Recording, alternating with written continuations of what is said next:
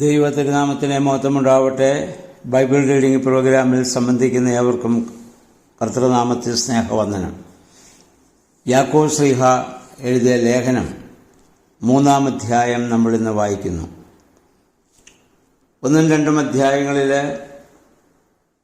ആത്മീയമായ പ്രവൃത്തികളെപ്പറ്റിയുള്ള ഒരു പ്രബോധനമാണ് യാക്കോബ് ശ്ലീഹ ഇവിടെ നൽകുന്നത്. ജീവിതത്തിൽ നമ്മൾ ശ്രദ്ധിക്കേണ്ട ചില കാര്യങ്ങളും വിശ്വാസത്തിൻ്റെ ഫലം, അതിൻ്റെ മറുവശമാണ് പ്രവൃത്തിയെന്നും പ്രവൃത്തിയില്ലാത്ത വിശ്വാസം നിർജീവമാണെന്നും ഒക്കെ നമ്മൾ കേട്ടു. ഇനി ഈ 3-ാം അധ്യായത്തിൽ അദ്ദേഹം പറയുന്നത് നമ്മുടെ നാവിനെക്കുറിച്ചാണ്, നാവിൻ്റെ പ്രവൃത്തിയെക്കുറിച്ചാണ്, പ്രവർത്തനത്തെക്കുറിച്ചാണ്. നമുക്കറിയാം, എല്ലാ ജീവജാലങ്ങൾക്കും നാവുണ്ട്. എന്നാൽ മനുഷ്യൻ്റെ നാവിന് മാത്രമേ സംസാര ശക്തിയുള്ളൂ. ബാക്കി എല്ലാ ജീവജാലങ്ങൾക്കും നാവുണ്ടെങ്കിലും അവയ്ക്ക് മനുഷ്യനെ പോലെ സംസാരിക്കുവാൻ സാധിക്കുന്നില്ല. അപ്പോൾ ദൈവം മനുഷ്യന് നൽകിയ ഒരു വലിയ ദാനമായി നമ്മൾ അതിനെ കാണുകയും ദൈവത്തെ എത്ര സ്തുതിച്ചാലും നമുക്ക് മതിയാവുകയില്ല.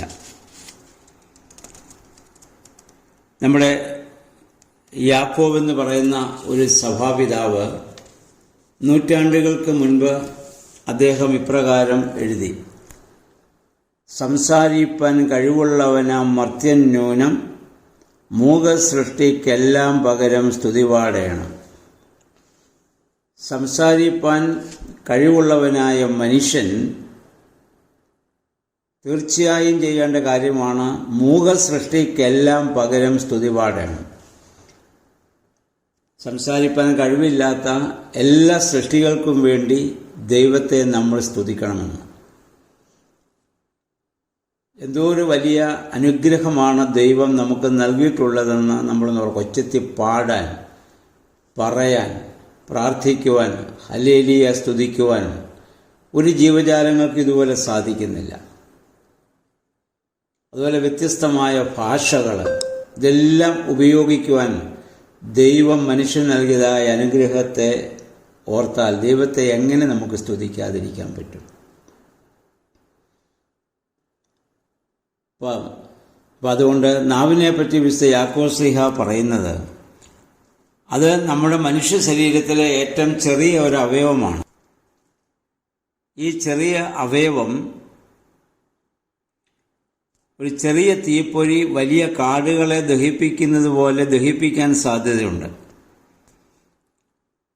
നാവിൻ്റെ അയോഗ്യമായ പ്രയോഗം മുഖാന്തരം അത് മറ്റു വ്യക്തികളുടെ ശരീരത്തെ മലിനമാക്കുന്നു. അല്ലെങ്കിൽ അത് പറയുന്ന ആളിൻ്റെ ശരീരത്തെ അത് മലിനമാക്കുകയാണ്. സ്വയം അത് നമ്മളെ നശിപ്പിക്കും. മാത്രമല്ല, നമ്മുടെ വാക്കുകളും നമ്മുടെ സംസാര രീതിയും മറ്റുള്ളവരെ കൂടെ നശിപ്പിക്കും. അത് അടങ്ങാത്ത തിന്മയും മാരകമായ വിഷവുമാണ്. അതാണ് ആത്മപ്രശംസ എന്ന മഹാപാപം ചെയ്യുന്നത് നമ്മുടെ നാവാണ്. നമുക്കറിയാം, ഭൂമിയിലുള്ള സകല ജീവജാലങ്ങളും സകല സൃഷ്ടിയും മനുഷ്യന് കീഴടങ്ങും. എന്നാൽ നമ്മുടെ പരിധിയിൽ നമുക്ക് നിർത്താൻ നമ്മൾ പ്രയാസപ്പെടുന്നത് നമ്മുടെ നാവിനെ മാത്രമാണ്. ചാടുന്നതായ ഒരു കുതിരയെ നിയന്ത്രിക്കുന്ന കടിഞ്ഞാണും ആടി ഉലയുന്ന കപ്പലിനെ നേർവഴിക്ക് നയിക്കുന്ന ചുക്കാനും താരതമ്യേന വളരെ ചെറുതാണെങ്കിലും അവയുടെ ദൗത്യമാണ് നാവും നിർവഹിക്കേണ്ടത്. ഇവിടെ യാക്കോബ് ശ്ലീഹ പറയുന്നു, സംസാരത്തിൽ തെറ്റു പറ്റാത്തവൻ തൻ്റെ ശരീരത്തെ മുഴുവൻ നിയന്ത്രിക്കുന്ന പൂർണ്ണ മനുഷ്യനാണ്. അപ്പോൾ വളരെ സൂക്ഷിച്ച് വേണം നമ്മൾ സംസാരിക്കാൻ. നമ്മൾ പറയാറില്ലേ, എറിഞ്ഞ കല്ലും പറഞ്ഞ വാക്കും നമുക്ക് പിന്നെ തിരിച്ചെടുക്കാനാവില്ല. മറ്റുള്ളവരെ വളരെ മുറിവേൽപ്പിക്കുന്ന വലിയൊരു ആയുധമാണ് നമ്മുടെ നാവ്. നമ്മൾ എത്ര ഡയബറ്റിക് പേഷ്യൻ്റ് ആണെങ്കിൽ പോലും, എത്ര ആഴമേറിയ മുറിവുണ്ടെങ്കിലും കുറേ നാൾ മരുന്ന് കഴിക്കുമ്പോൾ അത് ഉണങ്ങും. പക്ഷെ ചില വാക്കുകൾ നമ്മുടെ ഹൃദയത്തെ മുറിവേൽപ്പിച്ചാൽ നമ്മൾ പറയാറില്ലേ, മരിച്ചാലും അത് മറക്കില്ല എന്ന്. അത് ഉണങ്ങാത്ത മുറിവായി മനുഷ്യനിൽ അത് അവശേഷിക്കും. ദൈവത്തെ പുകഴ്ത്തുന്ന നാവുകൾ ഒരിക്കലും ദൈവ ഛായയിൽ അല്ലെങ്കിൽ ദൈവത്തിൻ്റെ സ്വരൂപത്തിൽ സൃഷ്ടിക്കപ്പെട്ട മനുഷ്യനെ ശപിക്കാൻ പാടില്ല, അപഹസിക്കാൻ പാടില്ല. ഇനി യാക്കോബ് പറയുന്നൊരു ഉദാഹരണമാണ്, ഒരു ഉറവയിൽ നിന്ന് 2 തരം വെള്ളം ഒരിക്കലും വരത്തില്ല, കയ്പും മധുരം കൂടെ വരാൻ പാടില്ല. അപ്പോൾ ഈ പറഞ്ഞ കാര്യങ്ങളുടെ വെളിച്ചത്തിലാണ് 1-ാം വാക്യത്തിൽ പറഞ്ഞത്, നിങ്ങളിൽ അധികം പേര് ഉപദേഷ്ടാക്കളാകാൻ വേണ്ടി. കാരണം ഈ ഉപദേഷ്ടാക്കൾ എപ്പോഴും അവരുടെ നാവിനെ കൂടുതൽ ശ്രദ്ധിക്കേണ്ടവരാണ്. ഏതാണ്ടൊക്കെ അറിഞ്ഞിട്ട് ചിലതൊക്കെ മനസ്സിലാക്കിയിട്ട് അത് ശരിയോ തെറ്റോ എന്ന് വിവേചിക്കാതെ നമ്മളത് സംസാരിക്കാൻ പാടില്ല. ഉപദേഷ്ടാക്കൾക്കുള്ള യോഗ്യത എന്തെന്ന് തീമോത്തിയോസിൻ്റെ ലേഖനത്തിലും എബേസ്യ ലേഖനത്തിലും ഫിലിപ്പിയ ലേഖനത്തിലും ഒക്കെ നമ്മളിതിനു മുൻപ് പൗലോസ് പറയുന്നത് കേട്ടു. അദ്ദേഹം പറഞ്ഞു, അങ്ങനെയുള്ളവർ ഉപദേഷ്ടാക്കന്മാർ അവർക്കുള്ള യോഗ്യതയെക്കുറിച്ച് അദ്ദേഹം പറഞ്ഞിട്ടുള്ള: 1, അവർ നിഷ്കളങ്കരായിരിക്കണം; 2, വിശുദ്ധരായിരിക്കണം; 3, ക്ഷമാശീലരായിരിക്കണം; 4, അപവാദമില്ലാത്തവരായിരിക്കണം; 5, ഉത്സാഹമുള്ളവരായിരിക്കണം; 2,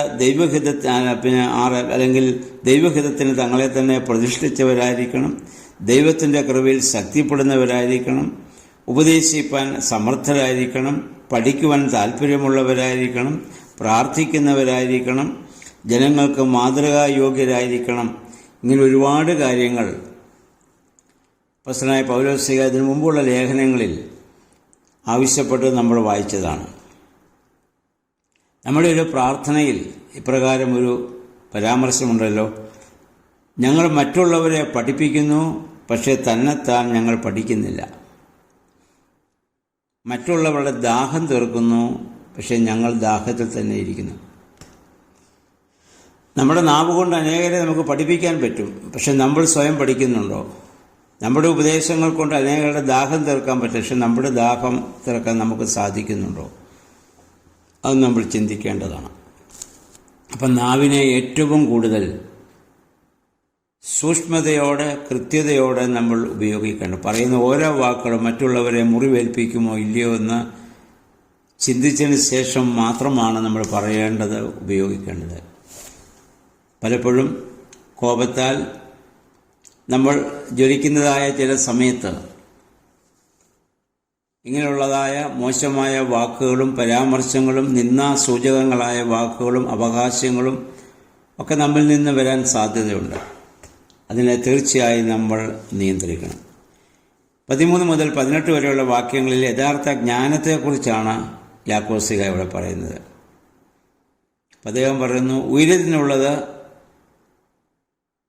ഭൗമിക ജ്ഞാനവും ആത്മീയ ജ്ഞാനവും തമ്മിലുള്ള വ്യത്യാസമാണ് അദ്ദേഹം ഇവിടെ പറയുന്നത്. കാരണം ജ്ഞാനം ദൈവത്തിൽ നിന്ന് വരുന്നു. നമുക്കറിയാം, ഈ അറിവെന്ന് പറയുമ്പോൾ 2 രീതിയിലുണ്ടോ. ഒന്ന്, അതിന് ഇംഗ്ലീഷിൽ 2 വാക്കുണ്ടല്ലോ, ഒന്ന് നോളജ്, മറ്റേ വിസ്ഡം. നോളജ് എന്ന് പറഞ്ഞാൽ വെറും അറിവ് മാത്രമാണ്. കേവലം ഭൗതികമായ കാര്യങ്ങളെക്കുറിച്ചുള്ള കുറേ അറിവുകൾ നമുക്ക് ലഭിക്കുന്നുണ്ട്. അതെല്ലാ മനുഷ്യരിലും അറിവുകളുണ്ട്. എന്നാൽ ജ്ഞാനം എന്ന് പറയുന്നത് എല്ലാവർക്കുമില്ല. അതാണ് വ്യത്യാസം. നോളജ് ആൻഡ് വിസ്ഡം ഇവ തമ്മിൽ വളരെ വ്യത്യാസമാണ്. നമുക്ക് ലഭിക്കുന്നതായ അറിവിനെ നേർവഴിയിൽ നയിക്കുവാനുള്ള കഴിവാണ് ജ്ഞാനം. അപ്പം അങ്ങനെ ജ്ഞാനമുള്ളവർ മാത്രമേ അത് ചെയ്യാൻ പറ്റുകയുള്ളൂ. ശലോമോനെക്കുറിച്ച് പറയുന്നത് ജ്ഞാനികളെ ജ്ഞാനിയാണെന്നാണ്. അറിവുള്ളവർ ധാരാളം ഈ ഭൂമിയിലുണ്ട്. ആ അറിവിനെ നേർവഴിയിൽ നയിക്കുവാനുള്ള ആ വലിയ അറിവും കഴിവുമാണ് ജ്ഞാനമെന്ന് പറയുന്നത്. അതുകൊണ്ട് യഹോവ ഭക്തിയാണ് ജ്ഞാനത്തിൻ്റെ ആരംഭമെന്ന് സദൃശവാക്യത്തിൽ പറയാൻ കാരണം. ദൈവമാണ് ജ്ഞാനം തരുന്നത്. അറിവ് നമുക്ക് ഒരുപാട് കാര്യങ്ങൾ നമുക്ക് വായിച്ചും പഠിച്ചും മനസ്സിലാക്കി നമുക്ക് അറിവുകൾ ലഭിക്കുന്നുണ്ട്. പക്ഷെ അതിനെ വിജ്ഞാനമാക്കി മാറ്റാൻ സാധിക്കുന്നവർ വളരെ ചുരുക്കമാണ് ഈ ഭൂമിയിൽ. ആ ജ്ഞാനത്തിനു വേണ്ടിയാണ് നമ്മൾ പ്രാർത്ഥിക്കേണ്ടത്. അപ്പോൾ ദൈവിക ചിന്തയില്ലാതെയുള്ള കേവലമായ ഒരു അറിവെന്ന് പറയുന്നത് സ്വാർത്ഥമായ ഒരു തൽപരത നമ്മിൽ അതുണ്ടാക്കുന്നതാണ്. സത്യത്തിനെതിരായിട്ട് വ്യാജ കഥകളുണ്ടാക്കുകയും അത് നമ്മൾ പ്രചരിപ്പിക്കുകയും ചെയ്തു. അങ്ങനെയുള്ളത് ഭൗമികമാണെന്ന് മാത്രമല്ല, വെറും പൈശാചികവുമാണ്. ആ സ്വഭാവം ആക്രമണത്തിനും അല്ലെങ്കിൽ തിന്മയ്ക്കും നാശത്തിനും പ്രേരകമായി സംഭവിക്കുകയും ചെയ്യും. എന്നാൽ ദൈവിക വിജ്ഞാനത്തിൻ്റെ പ്രത്യേകത അത് നല്ല മാതൃകാപരമായ ജീവിതത്തിലൂടെ നമ്മുടെ പ്രവൃത്തികൾ വഴിയായി നമുക്ക് അത് പ്രകടമാക്കാൻ പറ്റും. അത് പരിശുദ്ധവും സമാധാനപരവും ശാന്തപൂർണവും വിധേയത്വമുള്ളതും അചഞ്ചലവും സൽഫലദായകവും നിഷ്കപടവുമാകുന്നു. അപ്പം സമാധാനം നമ്മൾ വിതയ്ക്കുമ്പോൾ മാത്രമേ നീതിയുടെ ഫലം നമുക്ക് കൊയ്യാൻ സാധിക്കുകയുള്ളൂ. അവരാണ് യഥാർത്ഥ വിജ്ഞാനികളെന്നാണ് യാക്കോബ് ശ്ലീഹ ഇവിടെ പറയുന്നത്. ചുരുക്കത്തിൽ ഈ 3-ാം അധ്യായം നാവെന്ന് പറയുന്ന നമ്മുടെ അവയവത്തെ നിയന്ത്രിക്കുവാനുള്ള വലിയ ആഹ്വാനമാണ്. നമ്മുടെ വാക്കുകൾ, നമ്മുടെ സംസാര രീതികൾ, നമ്മൾ പറയുന്ന ചില കമൻറ്റുകൾ, അതൊക്കെ മറ്റുള്ളവരെ വേദനിപ്പിക്കുന്നുണ്ടോ, പ്രയാസപ്പെടുത്തുന്നുണ്ടോ എന്ന് നമുക്ക് ശ്രദ്ധിക്കാം.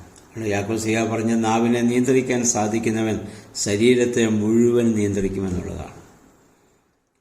ഈ ശരീരമാകുന്ന കപ്പലിനെ മുഴുവൻ നിയന്ത്രിക്കാൻ നാവിന് സാധിക്കും. അപ്പോൾ ആ രീതിയിൽ ദൈവമേ, നല്ല രീതിയിൽ ഞങ്ങളുടെ നാവിനെ വിനിയോഗിക്കുവാൻ പരിശുദ്ധാത്മാവെ ശക്തീകരിക്കണമേ എന്ന് നമുക്ക് പ്രാർത്ഥിക്കാം. സ്ത്രീഹന്മാർക്ക് അത് ഭാഷാപരം അഗ്നിനാവായിട്ടാണ് പരിശുദ്ധാത്മാവ് അവിടെ മേൽ ഇറങ്ങി ആവശ്യിച്ചത്. നമ്മൾ ഓർക്കണം, അഗ്നിനാവായിട്ടാണ്. ആ അഗ്നിനാവ് നമ്മൾ പ്രവർത്തിക്കുമ്പോൾ നമുക്കൊരിക്കലും മോശമായ, മറ്റുള്ളവരെ വേദനിപ്പിക്കുന്ന വാക്കുകളോ പരാമർശങ്ങളോ നടത്താൻ സാധിക്കുകയില്ല. അതുകൊണ്ട് നമ്മൾ ഓരോ വാക്കുകളും മറ്റുള്ളവരെക്കുറിച്ച് പറയുമ്പോൾ ശ്രദ്ധാപൂർവം പറയുവാൻ നമുക്ക് ശ്രമിക്കാം. ദൈവമേ, പരിശുദ്ധാത്മാവേ, അതിന് ഞങ്ങളെ ശക്തീകരിക്കണമേ എന്ന് നമുക്ക് പ്രാർത്ഥിക്കാം. ദൈവം അതിന് നമ്മെ സഹായിക്കട്ടെ. എല്ലാവർക്കും നല്ലൊരു ശുഭദിനം ആശംസിക്കുന്നു.